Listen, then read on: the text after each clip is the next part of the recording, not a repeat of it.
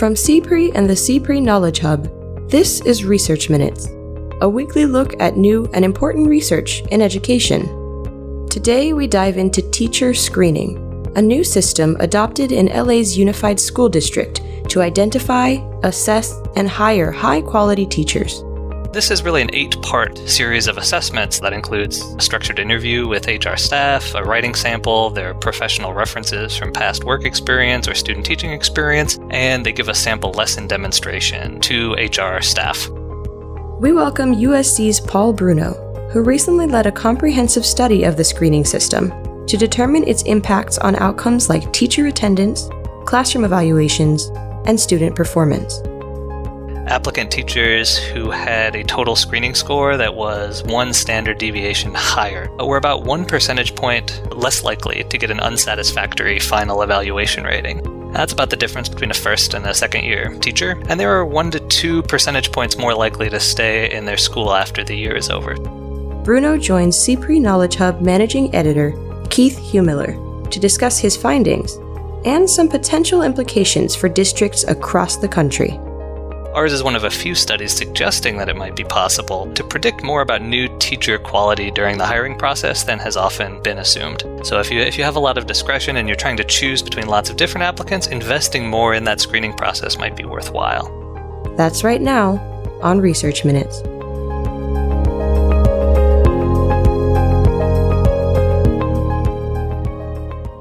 Hello and welcome to Research Minutes. I'm Keith Heumiller. Today, I have the pleasure of speaking with Paul Bruno, PhD candidate with USC's Rossier School of Education. Thanks for joining us, Paul. Thanks for having me.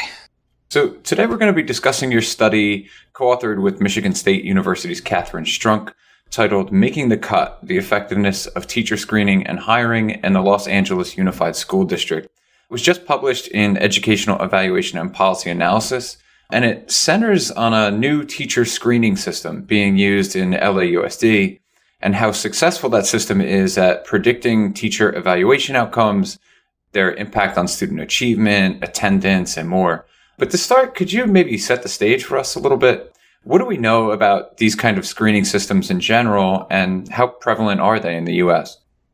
So I think there's really 2 big picture things to understand to really set the stage about teacher hiring in the United States. And one is that there's sort of a piece of conventional wisdom that says that teacher quality is pretty hard to predict before you've seen the teacher in action. That things that are really easy to observe about teachers, like, say, their credentials, don't always necessarily predict real well who's going to be effective, and that can make it hard to hire teachers. And additionally, maybe unsurprisingly, given the size of the country and how much local control there is over education, there's a pretty wide range in terms of how schools and districts hire teachers. So on the one hand, there are case studies of districts and surveys of school administrators that suggest that a lot of teacher hiring is done very informally or in a very rushed fashion. For example, school principals sort of improvising interview questions, or they report really trusting their gut instincts on who they want to hire, their first impressions. But there's also some evidence that districts, especially maybe larger urban districts, are sometimes moving toward more formal screening processes, more structured screening processes for new teachers. For example, buying surveys that they can give to new teachers that are supposed to try to assess those teachers' philosophy and predict how effective they'll be.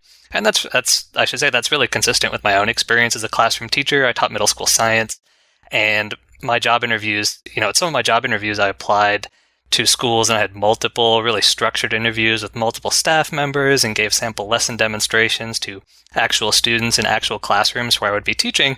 But, in other cases, in one case, I was offered a job based on a brief phone interview, never having met in person anyone at the school district. So there's a lot of diversity in terms of how teachers are hired. And at the same time, not a ton of evidence about which of those kinds of methods work best. So your work here centers on a new screening system recently set up in LA's Unified School District. Could you tell us how the screening system came to be and maybe what sets it apart from similar systems used in other districts?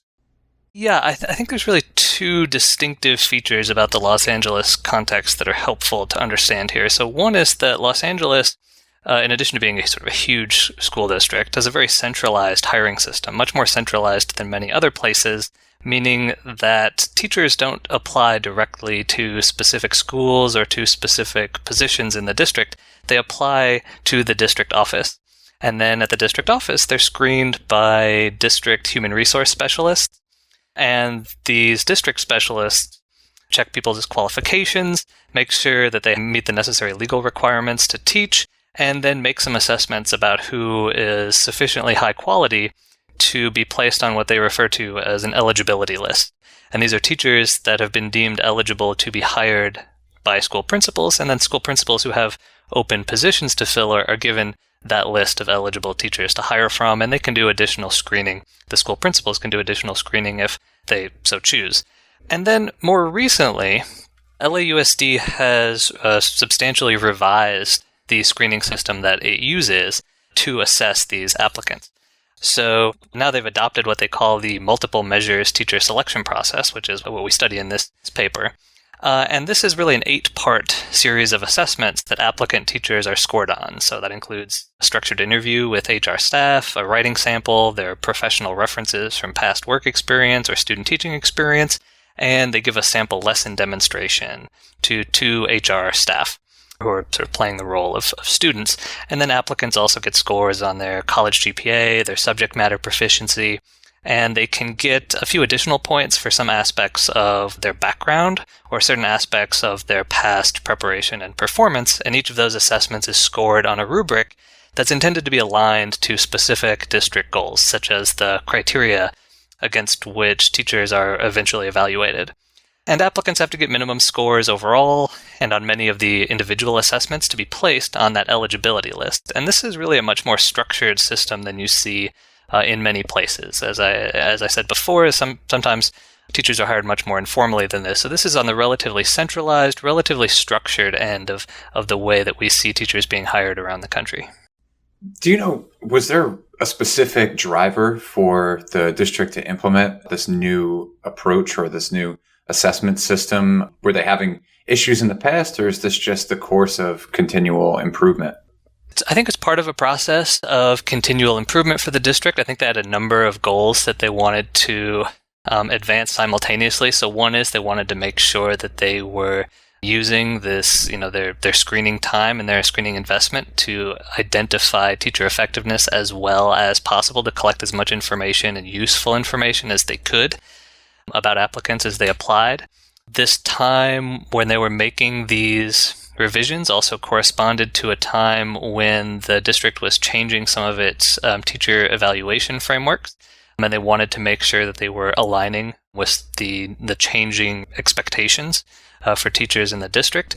They, in conversations with school administrators, they've mentioned that this time also corresponds to a time when some district technology was changing and being improved, making it easier to collect some of this information, which might otherwise be somewhat difficult to collect. So it was really a process of continual improvement and trying to advance a number of these different goals simultaneously. What was it that drew you to this line of research and this study in particular? Were there specific questions you had or knowledge gaps that you were hoping to fill? So this sort of came to us because we had a pre-existing relationship with the Los Angeles Unified School District, and my co-author, Catherine Strunk, in particular, had done some work with them on other questions around sort of teacher quality and district processes, and they approached us and said they'd adopted this new multiple measure screening process, and they'd done some internal evaluation, but really wanted to have a more detailed assessment of its effectiveness. So they had some initial questions, especially wanting to make sure that they were capturing the things that really were high priority for the district. So, for example, it's very important in Los Angeles, they want teachers that they hire to stick around. They want to make sure they've got, they're maximizing teacher retention in the district, especially in some of the schools where they've historically had trouble staffing adequately. But we also had a lot of ongoing conversations with them about other potential questions that might be of interest that we thought could be worth looking at as well, in addition to teacher retention, so things like teacher attendance. And then also, from a researcher perspective, thinking about things that were not really addressed in the existing literature, because a lot of the existing research on teacher quality uses data and information about teachers who have already been hired. And so this opportunity to take information used in an actual hiring process to predict later teacher effectiveness really meant we could look at some things that really had not always been addressed in the literature, like whether this information could even be predictive or was more or less predictive than information collected after the teachers had been hired, but also thinking about how the effectiveness of screening might differ for different kinds of teachers or might be improved for them. So it was really an iterative process in cooperation with the district where they brought some questions to us and we worked from there. So as you just mentioned, it's sort of a novel approach tying the way that teachers are hired to outcomes. So I think some of our listeners might be curious as to how you actually went about that. Could you give us an overview of your approach and the scope of this study? Yeah, so we started with applicants who had been fully screened and then placed on that eligibility list that principals have to hire from. So we're starting from this, what they call that eligibility list, and we've got applicant scores, not just their total scores during the screening process, but their performance on each of those individual assessments. So we can look at patterns of performance for different kinds of teachers, but also we could link, for teachers who were hired, we could link them to their later outcomes, such as their attendance and the outcomes for their students. And so this meant that not only could we see how different kinds of teachers were performing during the screening process, but whether teachers who did better during the screening process also had better outcomes, even after adjusting for maybe differences between the schools that they worked in. So we looked at student achievement growth that teachers' students made on standardized tests. We looked at teachers' classroom evaluation ratings from their administrators, their attendance at work, and we looked at whether teachers stayed in their school, moved schools, or left the district. So we were really able to look at a wide range of teacher outcomes that schools might care about and see whether those were predicted by their performance during the hiring process. Could you give us an idea of how many teachers were involved and how far down the line did you track their outcomes after they were hired? We started with the list of fully screened teachers on the eligibility list was about a little over 6,000 teachers over about 3 years. And then for the teachers who were eventually hired, which is between maybe 70 and 75% of those teachers, we could follow some of them for up to 4 years, depending on how early they had been screened and hired. So we could see these teachers go for quite some time in the classroom. So let's jump into your results. In general, it seems you found that the screening system was meaningfully predictive of a number of different outcomes. Yes, teachers who had higher overall scores during the screening process had better attendance at work. They had better classroom evaluation outcomes, both for the individual standards that they got evaluated on, as well as their final summative overall evaluation ratings. And they were more likely to stay in their school at the end of the year. In some cases, in some models, we also find that their students made larger student achievement growth on state tests, especially in English language arts. And those differences weren't always huge, but they are probably, in many cases, big enough to matter and for schools to care about. So, for example, applicant teachers who had a total screening score that was one standard deviation higher, so about the difference between an average teacher on the eligibility list and maybe an applicant at the 60th percentile, were about 1 percentage point less likely to get an unsatisfactory final evaluation rating. That's about the difference between a first and a second year teacher. And they were 1 to 2 percentage points more likely to stay in their school after the year is over. So not necessarily huge differences between teachers, but also potentially big enough for schools to care about. One of the more interesting things I found in your research is that you were actually able to delineate specific components of the screening process that predicted different corresponding teacher outcomes. Could you walk us through what those were? So applicants get these overall scores during the screening process that are really just based on these 8 separate assessments that I mentioned before. And definitely it was the case that sometimes the relationship between teachers' total scores during the screening process and their outcomes were not huge. As I said, they seem to be big enough to be important, but maybe not huge. And that's in part because those 8 screening assessments don't all predict the same outcomes, and some don't consistently predict any outcomes at all. So as an example, applicants who got higher scores on their sample lesson demonstration had students make larger gains on standardized tests. But they didn't have better attendance at work. And the reverse was true for their GPA scores. Similarly, having better professional references for applicants predicted better evaluation ratings, but not higher student achievement. And some things like whether applicants got extra points for their background, which could be something like having a graduate degree or prior experience in the district, didn't really consistently predict much of anything. So in some cases, the individual screening assessments were much more predictive of some outcomes, but when you combined them all together, applicants' total scores were not as predictive. And that maybe shouldn't surprise us, since teacher quality is complicated and you might not be able to predict every aspect of teacher quality at once using a single assessment. But it also points to really important potential challenges and trade-offs for districts during the hiring process, because it suggests that hiring for teachers who are better along one dimension won't necessarily get you teachers that are better along every dimension. Trying to hire teachers to have better attendance, for example, might not select for teachers who are going to stay year after year.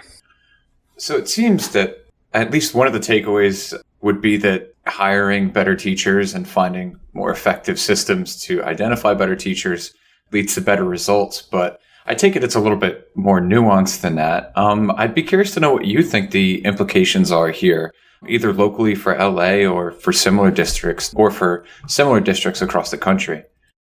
So I think there's a few potential implications for schools and districts around the country. So ours is one of a few studies suggesting that it might be possible to predict more about new teacher quality during the hiring process than has often been assumed. So that means that investing in more rigorous screening might be worthwhile, particularly if you are a school or a district or hiring for a position where you're getting a lot more applicants than you have open positions to fill. So if you have a lot of discretion and you're trying to choose between lots of different applicants, investing more in that screening process might be worthwhile. Second, more structured screening might also be worthwhile. So for example, we look at some applicants who were placed on this eligibility list to be hired even though they don't meet the normal screening requirements because district officials or school administrators asked for them to be granted an exception. And you might think that these applicants would be more effective than their screening scores indicate, since they've been singled out for some reason as worthy of being hired despite their lower scores. But we don't actually find that to be the case. They're not more effective than their lower scores would indicate. And this suggests that there might be some benefits for districts to really formalizing and structuring their hiring processes and making sure they're not relying on sort of people's gut instincts or first impressions of applicants. And then finally, I think it's important to highlight some of these potential trade-offs that districts are facing here. Since the different screening assessments that we look at don't always predict the same teacher outcomes, it's really important, I think, for schools and districts and administrators to think carefully about what they want to prioritize during the hiring process. What's important for them to select for while teachers are being hired versus what are things that maybe they can develop in teachers after the teachers have been hired, so that they can make those trade-offs during the hiring process in a really informed and thoughtful way. Do you see any opportunities here for future research, either for you or for others who are working in this field?